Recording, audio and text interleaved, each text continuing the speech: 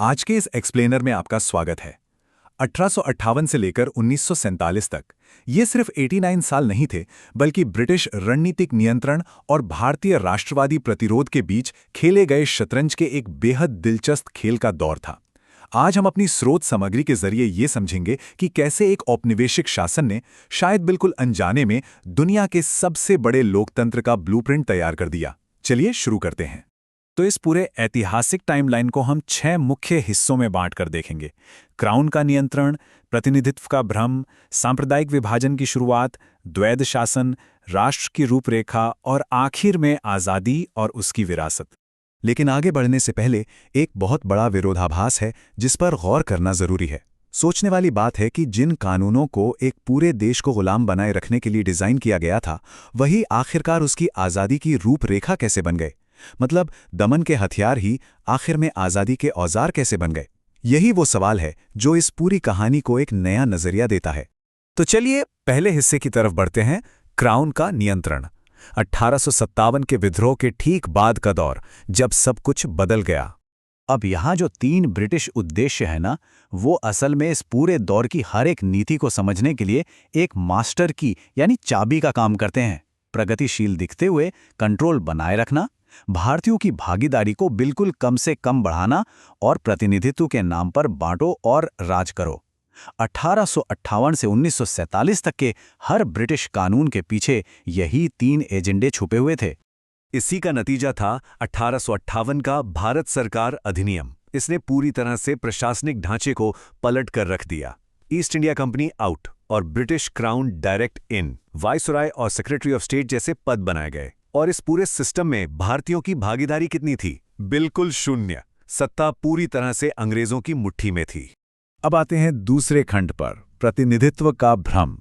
British सत्ता को ये जल्दी ही समझ आ गया था कि इतने बड़े देश को बिना स्थानीय लोगों के सहयोग के चलाना मुमकिन नहीं है।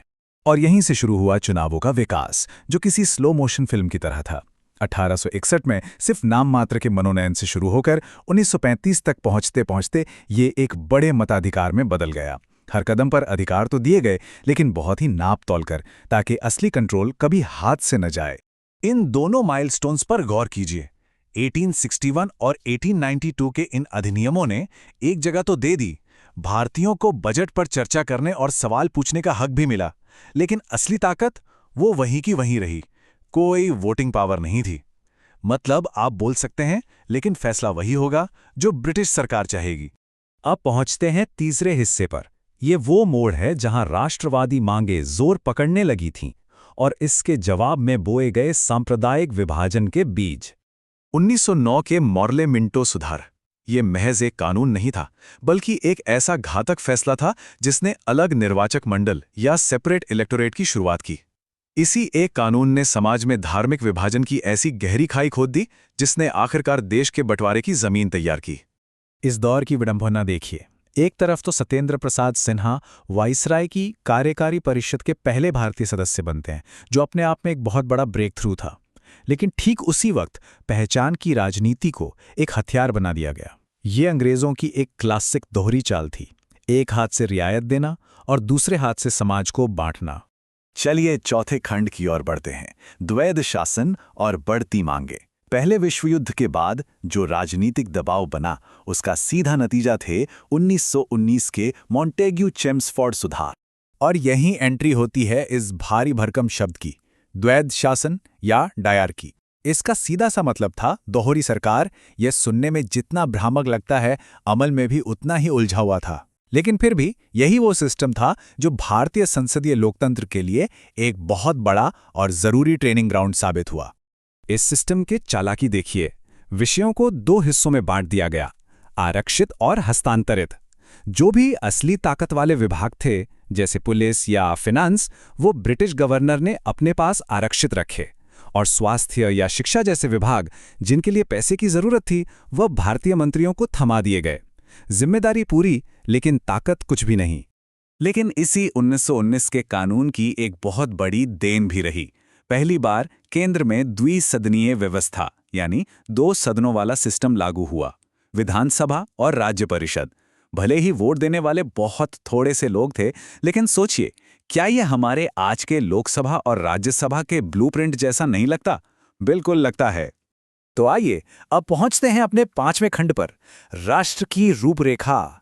ये 1935 का गवर्नमेंट ऑफ इंडिया एक्ट था, जिसने आजाद भारत के लिए एक बहुत बड़ा ढांचा तैयार किया। इस टेबल पर एक नजर डालिए। 1935 के एक्ट में शक्तियों को 3 सूचियों में बांटा गया था: संघीय, प्रांतीय और समवर्ती। और सबसे कमाल की बात यह है कि आज भी हमारे आधुनिक भारतीय संविधान की 7वीं अनुसूची में बिल्कुल यही ढांचा मौजूद है। इस विभाजन ने असल मायने में आधुनिक भारत की नींव रखी। और जरा इस नंबर को देखिए, 3 करोड़। ये कोई मामूली आंकड़ा नहीं है। 1935 के एक्ट के तहत लगभग 3 करोड़ लोगों को वोट देने का अधिकार मिला। एक झटके में लोकतांत्रिक भागीदारी में इतनी बड़ी छलांग, इसने आम भारतीयों को राजनीति की मुख्य धारा से जोड़ना शुरू कर दिया था। सिर्फ कानून ही नहीं, 1935 के एक्ट ने उन संस्थाओं को भी जन्म दिया जो आज भी हमारे देश की रीढ़ हैं। रिजर्व बैंक ऑफ इंडिया, सर्वोच्च न्यायालय का पूर्ववर्ती फेडरल कोर्ट और लोक सेवा आयोग, ये सब उसी दौर की देन हैं और आज तक हमारे सिस्टम को मजबूती से खड़ा रखे हुए हैं। और अब हम आते हैं अपने आखिरी खंड पर, स्वतंत्रता, विभाजन और विरासत, ब्रिटिश राज का अंत और एक संप्रभु राष्ट्र का जन्म। 1947 का साल सिर्फ आज़ादी का नहीं बल्कि एक भारी संकट का भी साल था। ये नंबर 562 इस संकट के पैमाने को दिखाता है। इतनी सारी रियासतें थीं जिन्हें आज़ादी के वक्त ये तय करना था कि उन्हें कहाँ जाना है। ब्रिटिश सत्ता तो हट रही थी, लेकिन पीछे इस विशाल देश को एक साथ जोड़ने की जो चुनौती छोड़ गई थी वो वाकई बहुत बड़ी थी। 1947 के भारतीय स्वतंत्रता अधिनियम ने आखिरकार इस लंबे संघर्ष को आज़ादी में बदल दिया। ब्रिटिश सत्ता खत्म हुई, भारत को पूरी संप्रभुता मिली और हमारी अपनी संविधान सभा को देश का भविष्य तय करने की ताकत दी गई। लेकिन ये आज़ादी भारत और पाकिस्तान के बंटवारे की वो दुखद त्रासदी भी साथ लाई जिसे भुलाया नहीं जा सकता। तो आखिर में विरासत क्या बची? हमारी संविधान सभा ने बहुत ही समझदारी से काम लिया। जो चीज़ें बांटने वाली थीं, जैसे सांप्रदायिक चुनाव या औपनिवेशिक कंट्रोल, उन्हें सीधे तौर पर खारिज कर दिया गया। लेकिन जो प्रशासनिक ढांचा कारगर था, जो सिस्टम इतने सालों में बने थे, उन्हें अपना लिया गया। और सबसे बड़ी बात, इस ढांचे में मौलिक अधिकारों और सार्वभौमिक मताधिकार जैसी उस लोकतांत्रिक आत्मा को पिरोया गया जिसके लिए इतना लंबा संघर्ष हुआ था। तो 89 सालों का ये सफ़र हमें एक बहुत ही दिलचस्प विडंबना के साथ छोड़ जाता है। क्या ये मुमकिन है कि अतीत के जिन औपनिवेशिक सुरक्षा उपायों को हमें कंट्रोल करने के लिए बनाया गया था, आखिरकार उन्हीं से अनजाने में आज के हमारे इन मजबूत और लचीले लोकतांत्रिक संस्थानों की नींव तैयार हो गई? इस सवाल के साथ हम आज का ये एक्सप्लेनर यहीं समाप्त करते हैं। इतिहास को देखने का ये नज़रिया शायद हमें बहुत कुछ नया सोचने पर मजबूर कर दे।